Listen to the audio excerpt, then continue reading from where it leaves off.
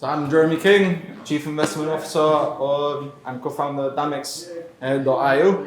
I'm going to be talking about the importance of stablecoins within the DeFi ecosystem. As you may have heard, for pretty much the whole day, people have been talking about stablecoins. So I might as well bring it up and talk about the same thing, because it's essentially the center point of DeFi, whether we like to think about it or not, because without stablecoins, there's no liquidity in DeFi.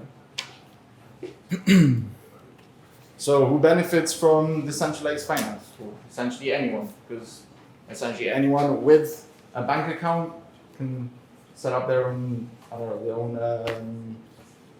wallets with, for instance, Damex, for instance, you download your app, do your KYC, load up your IBAN with your own crypto, with your own funds, convert that to crypto. Go on to Uniswap, for instance, lock that up for staking, and essentially you can do it up with it. So, what does DeFi comprise of? It's essentially smart contracts built with blockchain at mind.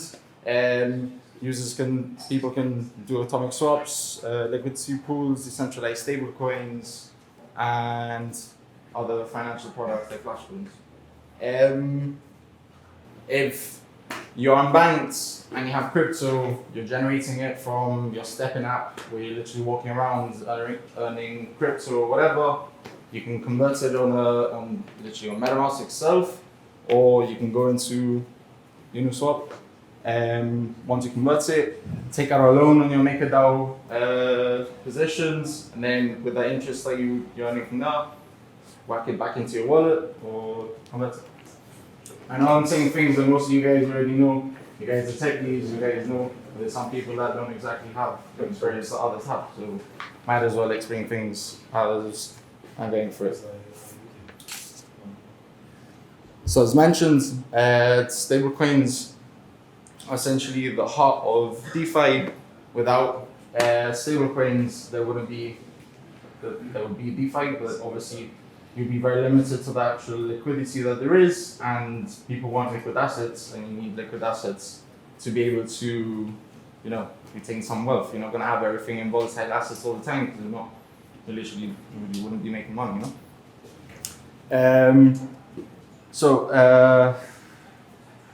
Apart from the fact that stablecoins are being used for remittance services and stuff like that, there is a lot more use than just the remittance side. There's, in the last 33 months, the stablecoin market cap has increased by 25,000%. So essentially speaking, it's gone from 600 million in market cap in December 2019 to 152 billion currently. So it's gone a very, very long way.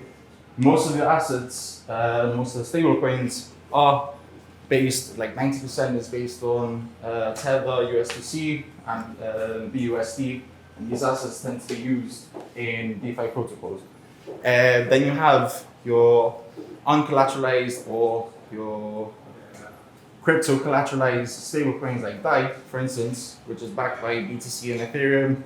And that is what basically helps drive the DeFi space to where it is now, right?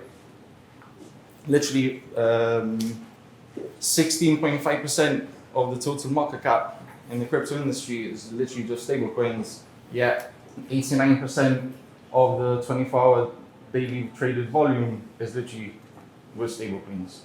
So there is a lot of use, more than just holding it just because you don't want to keep your money in your bank account. It actually gives you access to different markets for you to make extra money from it. As I've mentioned, 89% of the trading volume, skipped a bit there. Now, obviously, DeFi, you gotta understand, DeFi has come a long way. It started off in the early 2020s, a group of projects, protocol, OX, DYDX, MakerDAO, they started working on technology, providing extra financial instruments for the crypto industry. And second layer protocols came around, making it more efficient and allowing more people to basically pump in new money and make yields as they promise people, basically. So according to DeFi Lumber, around 45% of the liquidity locked up on decentralized exchanges are from stablecoins. And then you have other stablecoins that, you know, they're no longer in the space anymore. Luna, for instance, algorithmic, but obviously that the algorithms didn't really come into play the way that they anticipated it. So yeah, there's been a couple of algorithmic stablecoins that haven't worked, and I think the space is still new. There's going to be a lot more of other alternatives to DAI stablecoins because the way that they use the model is a very, very good model, right? If you look at their past TVL, they have literally managed to keep it relatively stable and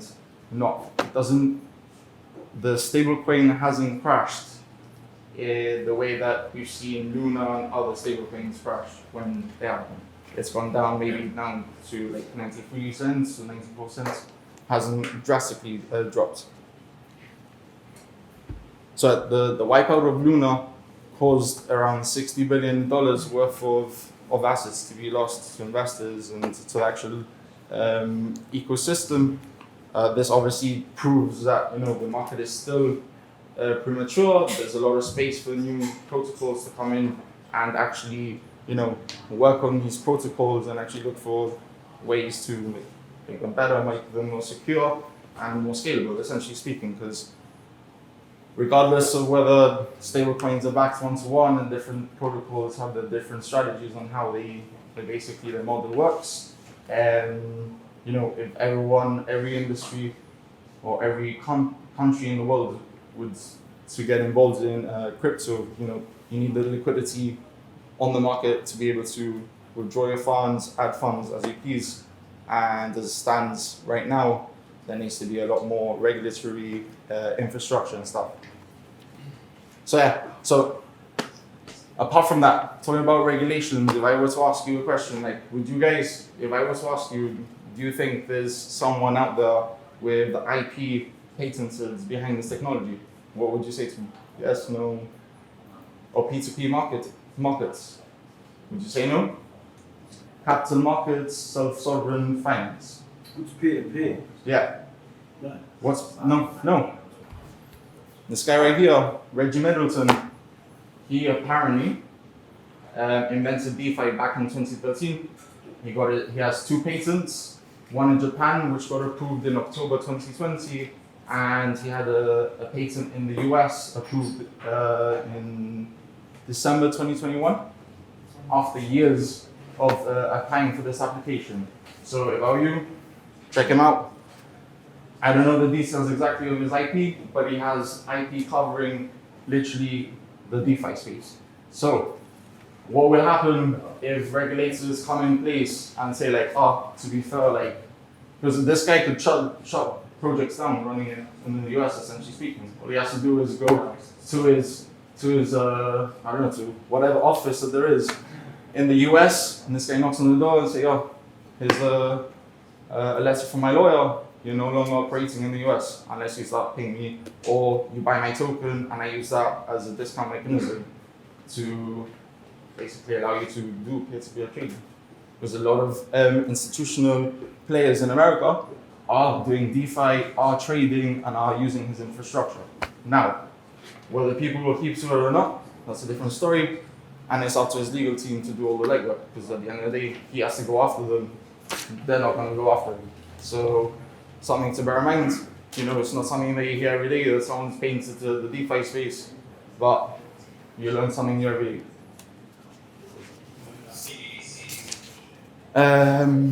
But yeah, as I've mentioned, stablecoins, trading, the crypto space, DeFi, is very mature. There's a lot of regulation that needs to be put in, a lot of like other,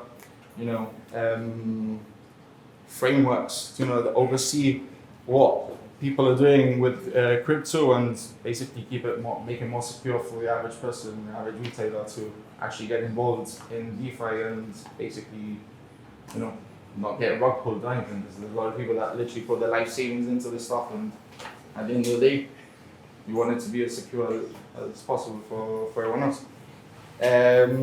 But yeah, as you may have heard in the conference, there's regulators. There are regulators out there that are doing the legwork at the moment. You have the ECB that are in talks with Amazon and a couple other players, and they're looking how efficient it is for the digital euro, whether it's scalable or not. You have the Prime Minister of the UK also coming out, looking to make the UK the hub for cryptocurrencies and stablecoins, and they are themselves introducing a legal bill to basically be able to seize and get assets from individuals that, like any other person would. That's essentially it. I didn't have much more. Hope you learned something at least. Now you know.